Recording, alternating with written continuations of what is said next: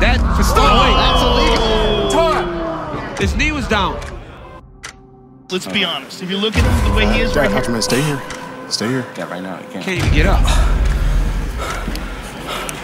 Petr Yan will be disqualified, and Aljamain Sterling will be the undisputed UFC bantamweight champion. Oh, that's so crazy. I don't like that a title can be won this way. Joe, but guess what? There's so many different factors that plays into this. You're right. Because Petr Yan was winning the fight. Yep. Say they give him a rematch, Aljamain's the champion now. Now he shares in on the pay-per-view revenue. Right. There are so many different layers It's true. to It's this, true. right?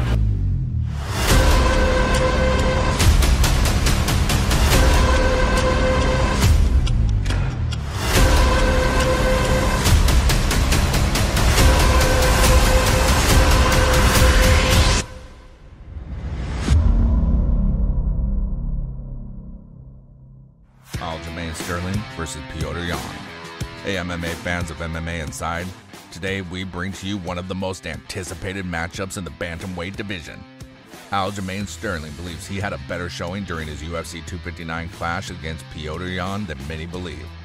Sterling and Yan have exchanged jabs in the heat up to their rematch at UFC 273. The Funk Master has even accused the interim bantamweight champion of taking PEDs. When Yan posted a tweet of him being randomly tested by USADA, Sterling replied, "Good, test the rap more often." A fan then jumped in and said the current bantamweight champion was sounding as if he was beaten before Yan landed an illegal knee, which led to the Russian being disqualified. Sterling dismissed the fan's take and claimed he won every exchange against no mercy. While this may be a very narcissistic and ignorant approach, it was true that Yan gave a hard time to Sterling. "I won every exchange. You clearly didn't watch the fight." Aljamain Sterling and Petr Yan had their first fight at UFC 259. No Mercy was leading on two judges' scorecards and was seemingly on course to retain the bantamweight crown when he landed an illegal knee, rendering Sterling unable to continue. Yan was subsequently disqualified, and the Funk Master became the first fighter in UFC history to win a title via disqualification. This might be the funniest ever title declaration, as Sterling got in as a champ by mistake. Meanwhile, Dillashaw voiced up for Yan to be his favorite in the next title fight. However, Sterling slammed TJ Dillashaw for picking Petr Yan to regain his glory at the bantamweight. Aljamain Sterling's a fake champ, in my opinion. He got the belt, but he ain't the champ. He knows it. TJ Dillashaw opened up his thoughts on the upcoming rematch between Aljamain Sterling and Petr Yan at UFC 273. The two-time bantamweight champion took the opportunity to praise No Mercy and tipped Yan to beat Sterling. Dillashaw called Yan the full package and claimed that the Funk Master didn't have the fighting spirit in him, while most people can actually agree to this thing. Dillashaw praised Yan with following words in an interview with ESPN MMA. And Yan's a killer. You know, you see the way he fights. He stays real tight, stays clean, and he's got the mentality that he's a fighter, right? You got those competitors, you got athletes, and then you got fighters.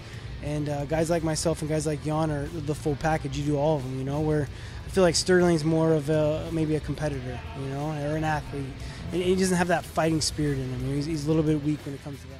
While Sterling took umbrage at Dillashaw's comments and insisted that 35-year-old still uses PEDs. Has anyone tested his nips yet?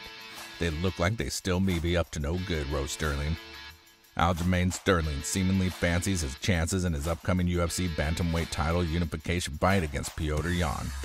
Sterling believes his rematch with Yan will be a clean sweep in his favor. The highly anticipated clash between the two was previously set to take place at UFC 272. However, the fight has since been moved to UFC 273 to take place in April 2022. In a recent post on Twitter, Aljamain Sterling offered his take on how his fight against Petr Yan would play out. Responding to a fan's tweet, here's what the Sarah Longo Fight Team guy had to say. Tune in for another clean sweep, April 9th. Sterling's UFC 273 clash against Yan makes his second outing against the Russian. They previously locked horns at UFC 259 with the UFC bantamweight title on the line. During their first fight, No Mercy seemed to be on his way to successfully defending the belt against Sterling. However, The Funk Master walked away with the title after the then reigning champion struck him with an illegal blow to the head, leading to his disqualification. Oh, look at that. That one wrapped around Joe. Round it.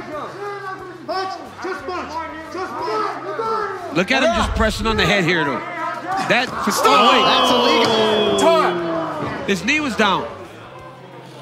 His knee was all the way down. Illegal knee. He told him before that, he said down. He said downed opponent. Jan has since been eyeing for a rematch, hoping to reclaim his lost glory. Sterling was in blistering form going into his initial fight against Jan, having recorded 5 wins on the trot, including a win against Corey Sandhagen, while the favor is heavily in Jan due to the last fight. But we can't forget how blistering he was past the Jan fight. Aljamain Sterling and Petr Yan indulged in another back and forth on Twitter, which seemed real personal this time. A recent tweet from Aljamain Sterling placed the blame on Petr Yan for moving the fight to UFC 273. The accusation led to a lengthy back and forth between the two on social media. He went on to claim that the UFC did not want an illegitimate champion headlining an event. Sterling clapped back at the former UFC bantamweight champion, declaring that he was open to locking horns with him on a day's notice. With a significant amount of bad blood between Sterling and Yan, their UFC 273 clash promises to be an absolute barn burner, one that fans would hate to miss. But nothing shies away from the fact that it would be one of the most exciting fights on the card. While everyone is up with Yan because of his impressive fighting before the knee, it can also turn out in Sterling's favor, as this is a game of just one punch, where one punch is enough to change the face of the opponent and the fight. So that's enough from us today. Hope you enjoyed the video, and if you did, make sure to subscribe, and I will see you in the next video. Till then, sayonara.